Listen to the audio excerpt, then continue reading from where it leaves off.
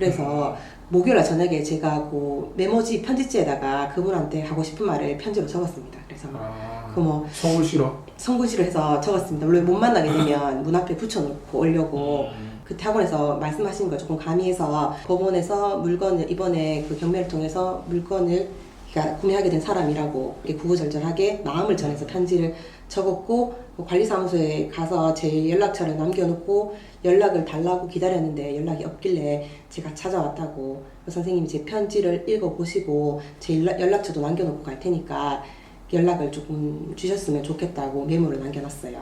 마음을 담았네. 네. 그래서 금요일날 오후에 그 관리사무소에 찾아가니까 그 인터폰을 거기서 하니까 안 받으시더라고요.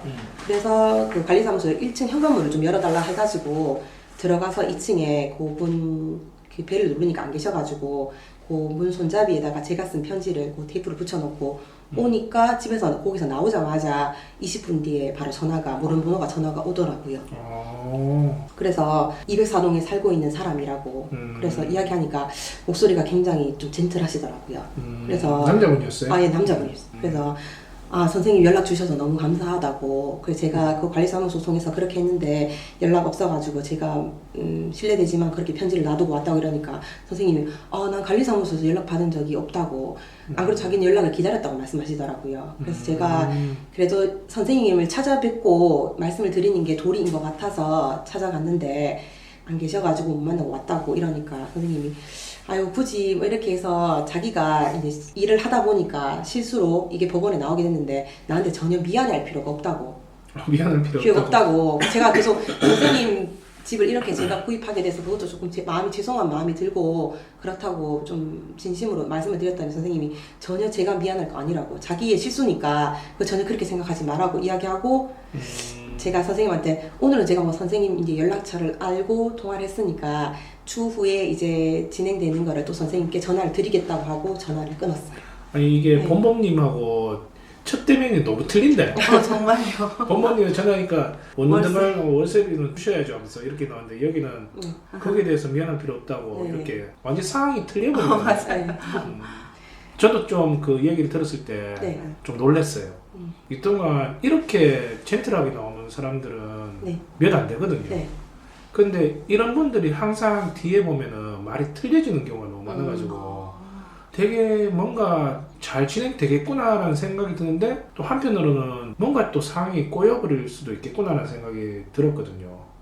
그래서 첫 번에 제가 물건을 받은 거를 공매를 받았었는데 그때 명도할 때도 명도를 좀 많이 쉽게 했었어요. 워낙 제가 또 뭐 이렇게 했더니 쉽게 돼가지고 이번에도 근데 명도는 쉽게 됐지만 그분께서 계속 시간을 끄는데 제가 너무 믿어주다 보니까 명도가 사실 거의 한 달 반에서 2달 정도가 걸렸어요. 그래서 이번에 받으면은 너무 좋은 명도를 하되 그분한테 끌려다니지는 말아야지 이런 생각을 가지고 있었거든요.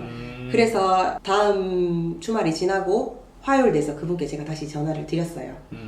문자로 드려가지고 선생님 제가 안 그래도 선생님께서 능력이 되신다면 저는 선생님께서 그 집에 계속 사셨으면 좋겠다고 그래서 조건이 맞으면 사셨으면 좋겠다고 문자를 넣었더니 선생님께서 전화가 오셨더라고요.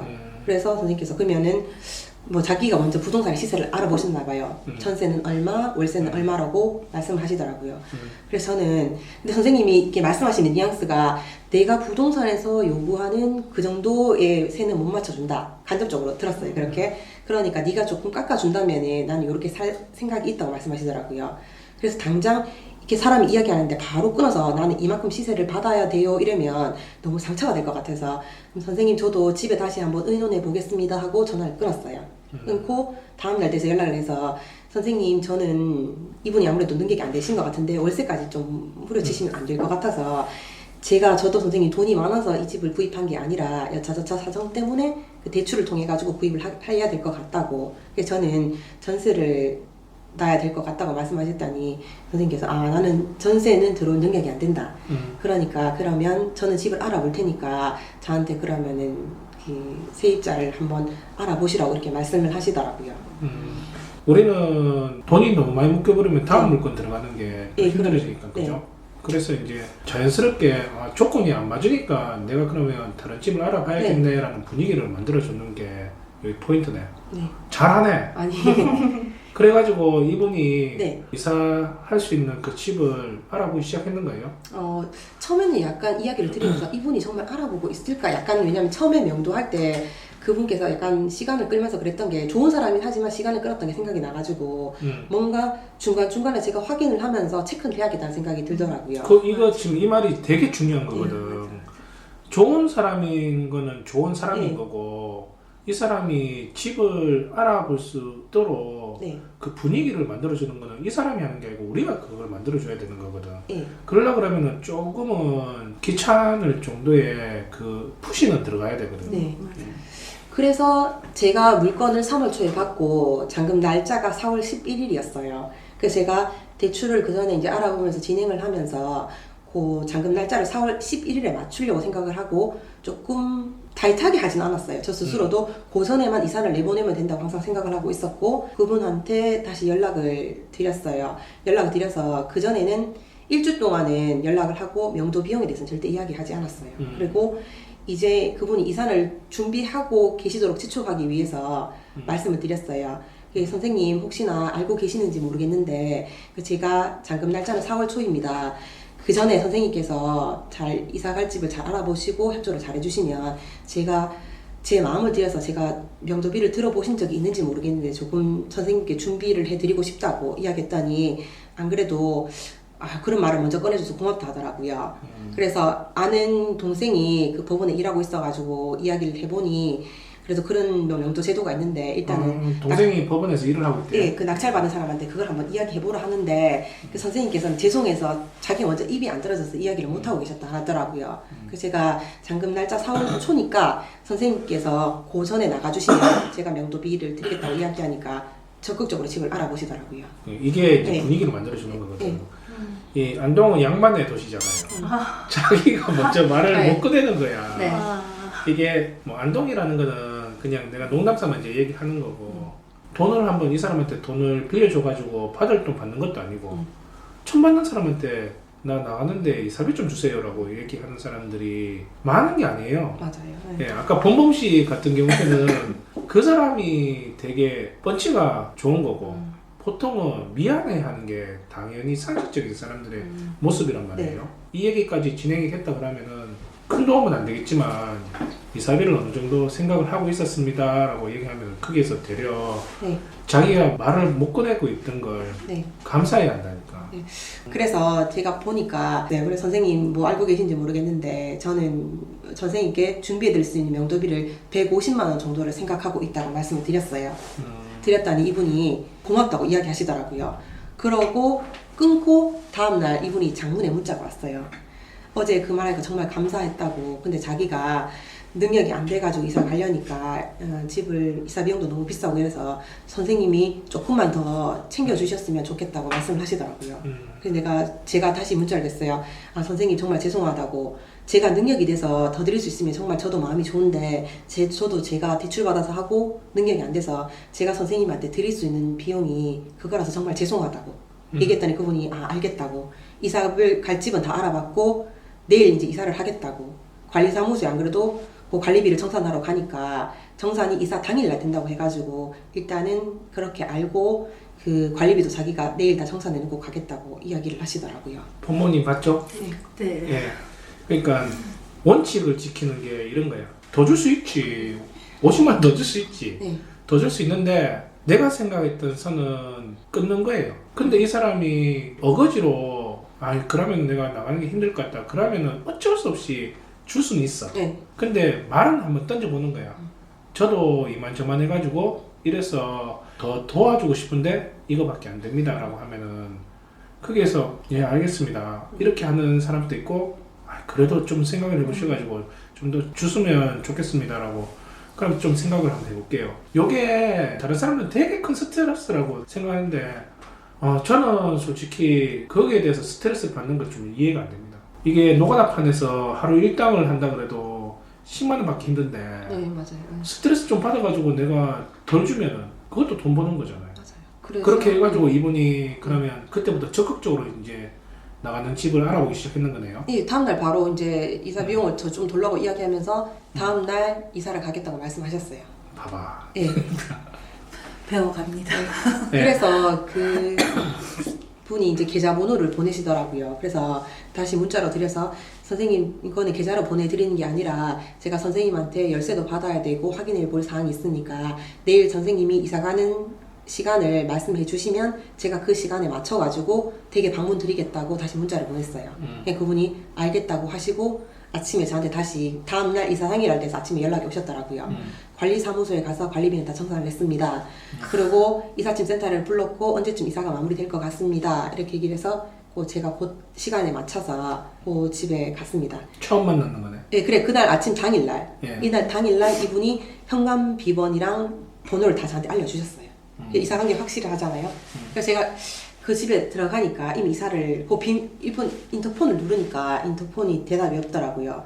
그래서 전화를 드리니까 또 전화를 안 받으세요. 그래서 혹시나 좀 실례되긴 하지만 일단 집 상태가 너무 궁금했기 때문에 알려주신 비번으로 집에 들어가 봤어요. 근데 이사는 이미 다 했고 와 계시더라고요.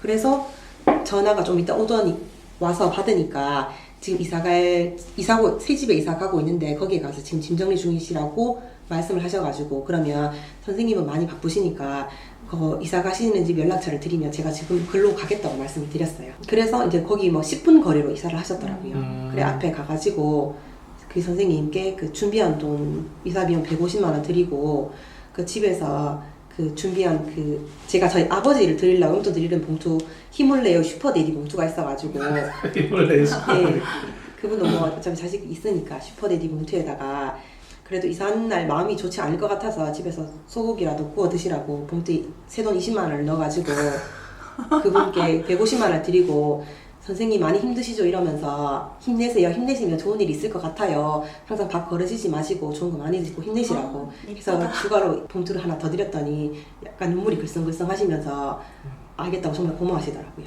근데 이거는 우리한테는 없어도 그만이고 네. 있어도 그만인 맞아요. 돈일 수도 있거든요. 네.